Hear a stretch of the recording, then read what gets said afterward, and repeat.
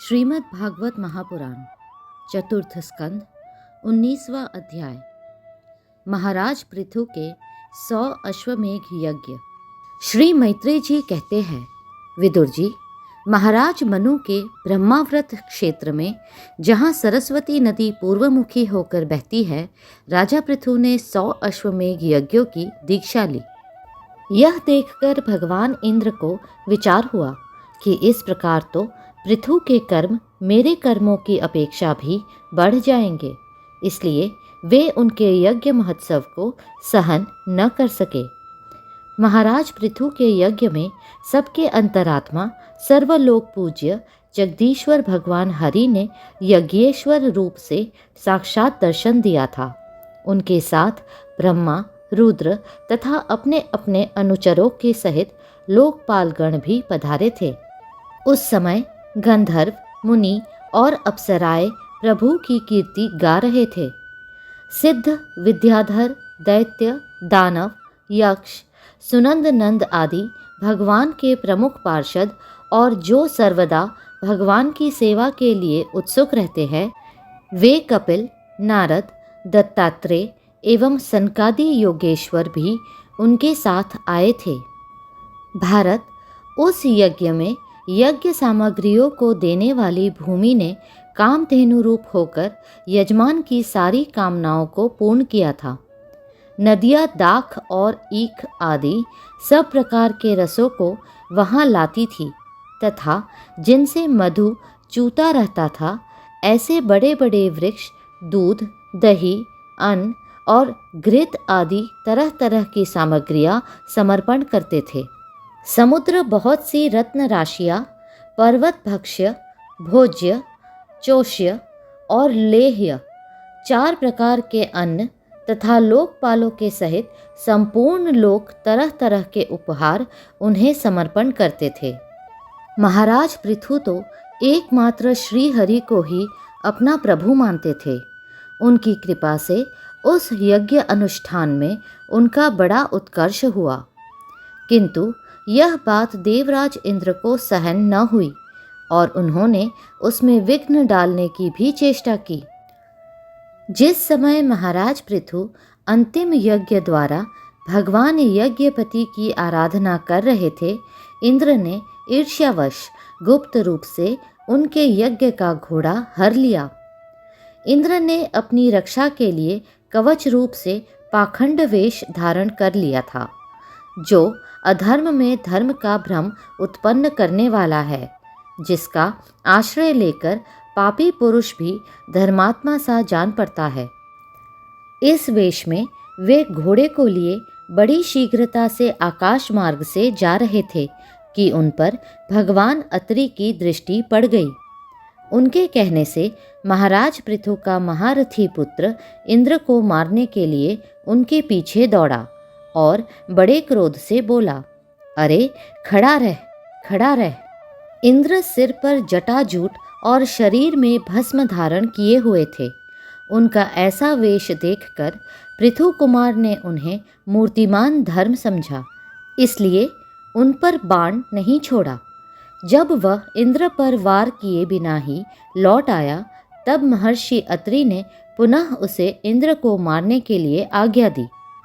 वत्स, इस देवताधम इंद्र ने तुम्हारे यज्ञ में विघ्न डाला है, तुम इसे मार डालो। अत्रि मुनि के इस प्रकार उत्साहित करने पर पृथु कुमार क्रोध में भर आया। इंद्र बड़ी तेजी से आकाश में जा रहे थे।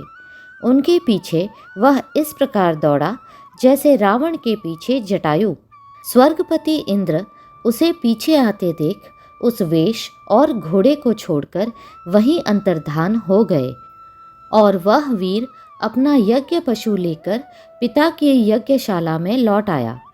शक्तिशाली विदुर जी, उसके इस अद्भुत पराक्रम को देखकर महर्षियों ने उसका नाम विजिताश्व रखा। यज्ञ पशु को चशाल और यूप में बांध दिया गया था।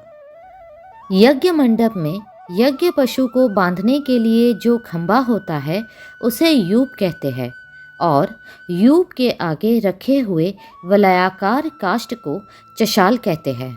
शक्तिशाली इंद्र ने घोर अंधकार फैला दिया और उसी में छिपकर वे फिर उस घोड़े को उसकी सोने की जंजीर समेत ले गए। अत्रि मुनि ने फिर उन्हें आकाश में तेजी से जाते देख दिया, किंतु उनके पास कपाल और खटवांग देखकर पृथुपुत्र ने उनके मार्ग में कोई बाधा न डाली।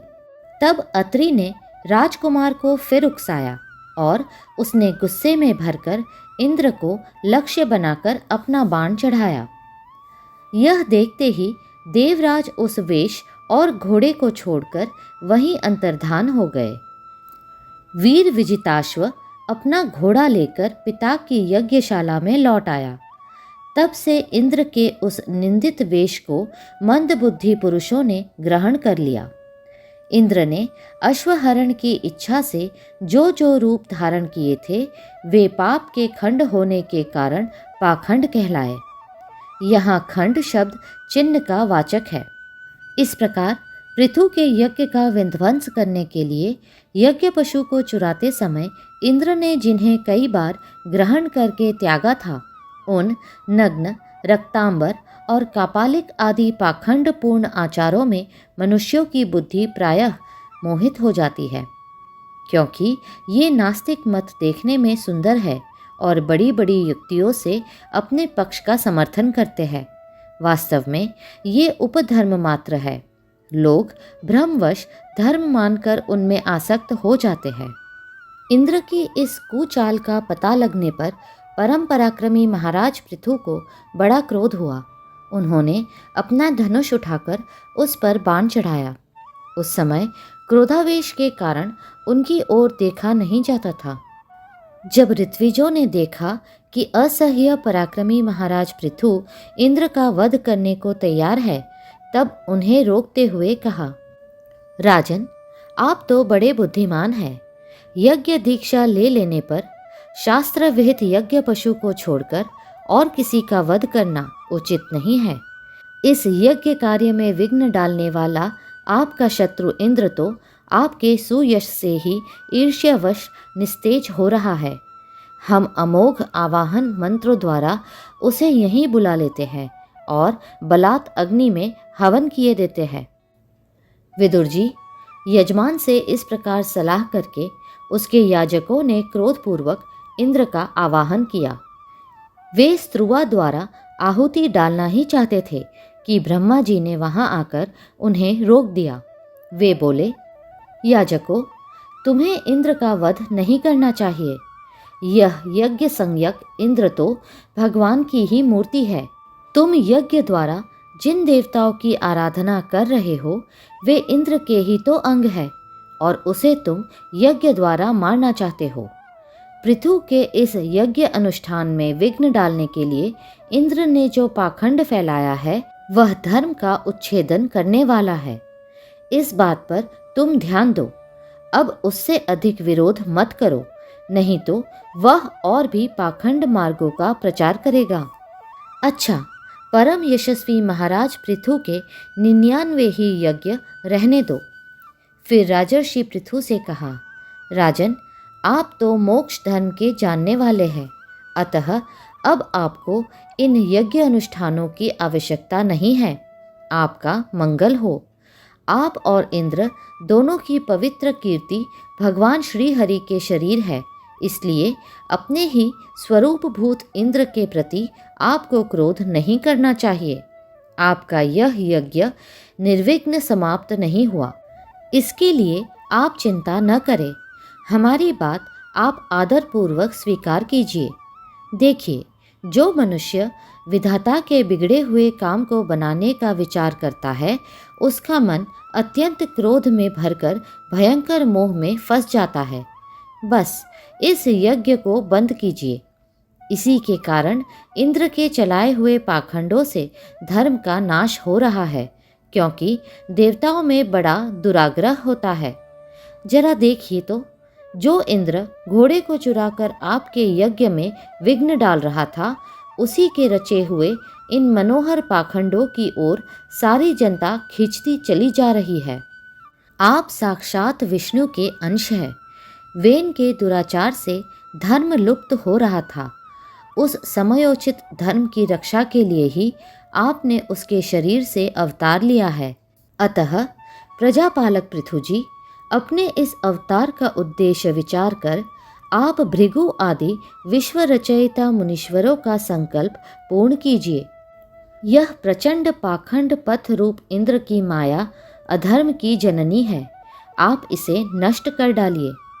श्री मैत्रेय जी कहते हैं, लोक गुरु भगवान ब्रह्मा जी के इस प्रकार समझाने पर प्रबल पराक्रमी महाराज पृथु ने यज्ञ का आग्रह छोड़ दिया और इंद्र के साथ प्रीतिपूर्वक संधि भी कर ली। इसके पश्चात जब वे यज्ञांत स्नान करके निवृत्त हुए, तब उनके यज्ञों से तृप्त हुए देवताओं ने उन्हें अभिष्ट वर दिए। आदिराज पृथु ने अत्यंत श्रद्धापूर्वक ब्राह्मणों को दक्षिणाएं दी तथा ब्राह्मणों ने उनके सत्कार से संतुष्ट होकर उन्हें अमोघ आशीर्वाद दिए। वे कहने लगे, महाबाहो, आपके बुलाने से जो पितर, देवता, ऋषि और मनुष्य आदि आए थे, उन सभी का आपने दान मान से खूब सत्कार किया। अगला अध्याय शीघ्र ही साझा होगा। कृपया करके लाइक, सब्सक्राइब और शेयर करें।